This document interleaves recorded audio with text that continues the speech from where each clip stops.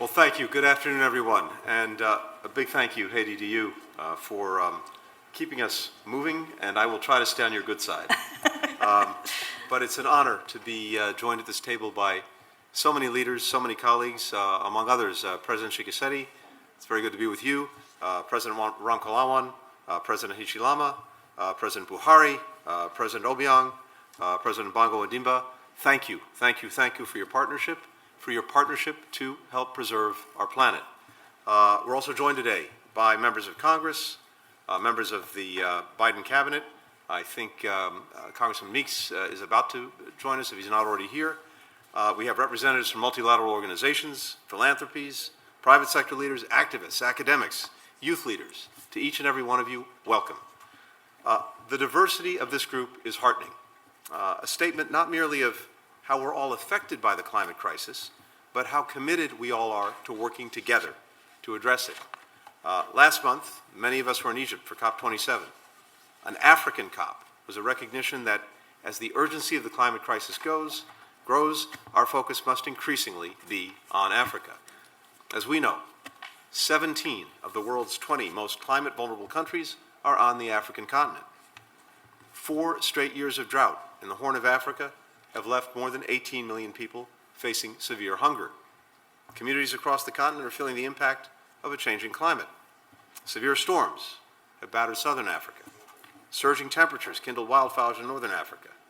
Rising seas threaten lives and livelihoods on island nations, while extreme weather events in Central Africa worsen already dire food crises and fuel tensions that feed and fuel violent conflict.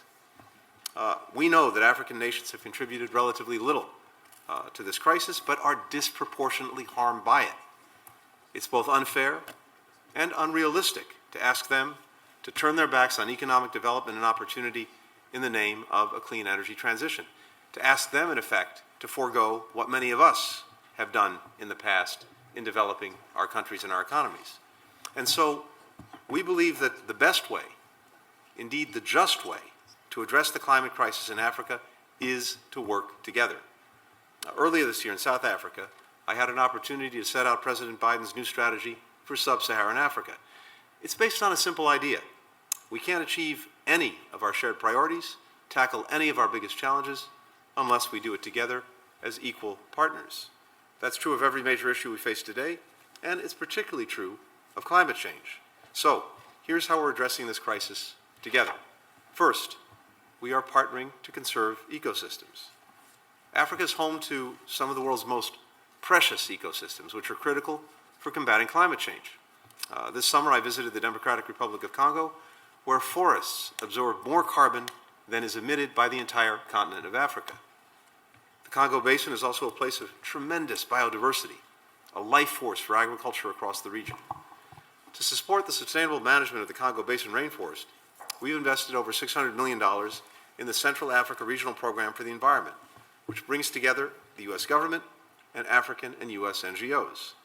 And we're building new coalitions between African governments, the private sector, civil society, to protect other vital ecosystems across the continent. Oceans are also a key part of this fight. That's why we've launched the Ocean Conservation Pledge to encourage countries to commit to protect at least 30% of their ocean waters by the year 2030.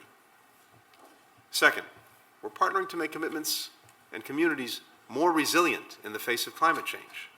The President's Emergency Plan for Adaptation and Resilience is working with national governments to help more than 500 million people in developing countries manage the impacts of climate change. This and other initiatives to support climate-resilient agriculture are increasingly critical as Russia's war of aggression compounds the impact on food security. At COP, the President also announced a doubling of our pledge contributions to the Adaptation Fund, which has already deployed nearly $1 billion to help over 36 million people in the most vulnerable communities around the world. And we committed to begin discussions on loss and damage funding arrangements to support low and middle income countries. Third, we're partnering to advance a just transition to a clean energy economy that both saves our planet and fosters inclusive economic opportunity. Africa will be at the center of the clean energy transition. Its renewable energy potential is second to none. It's home to roughly a third of all critical minerals essential to the technology that will power the clean energy economy, like batteries for renewable energy storage and wind turbines. But with nearly half of sub-Saharan Africa's population lacking reliable access to electricity, and the population set to grow to more than 2 billion people by 2050, how that transition is made will be decisive in shaping our future climate. The United States will work closely with African countries as they determine how best to meet their specific energy needs, understanding that for many, the clean energy transition will be a transition to consistent, reliable energy in the first place. We'll do so through programs like Power Africa, which has mobilized the public and private sectors to deliver cleaner, more reliable electricity to over 165 million people in sub-Saharan Africa who previously didn't have access. We're proud to announce a new investment of $290 million in that program. Too often, those who are most vulnerable to the impacts of these changes have been denied a seat at the decision-making table. We're committed to changing that, including through the new Accelerating Women's Empowerment in Energy project, which is making sure that women have a say in how their countries move forward on clean energy. All of these efforts recognize that combating the climate crisis, like so many other challenges we face, was actually championed by Africans in the first place. Indeed, in Africa, we see not only the stakes of this crisis, but also the solutions. Gabon has led the way in conserving its forest resources, which now absorb 140 million tons of CO2 every year. That's the equivalent of taking 30 million cars off the road. The Seychelles has pioneered the world's first sovereign blue bond to marshal public and private investment for sustainable marine and fisheries projects. It's on the way to conserving 30% of its ocean waters, that's an area the size of Zimbabwe, by 2030. Zambia is harnessing the power of its wetlands and forests to mitigate climate impacts, benefiting tens of thousands of people vulnerable to both floods and to droughts. Nigeria has set bold targets and robust regulations for methane reductions, the first country in Africa to do so, which could reduce air pollutants by a third and avert tens of thousands of deaths. Equatorial Guinea just raised its commitment to cut emissions by 35% by 2030. And the DRC has hosted the pre-COP27 meetings in Kinshasa.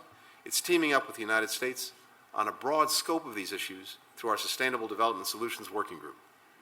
Today, and throughout this summit over the course of this week, I look forward to hearing from this group on how we can most effectively deepen our partnership to the benefit of all of our people, and indeed to the benefit of people around the world.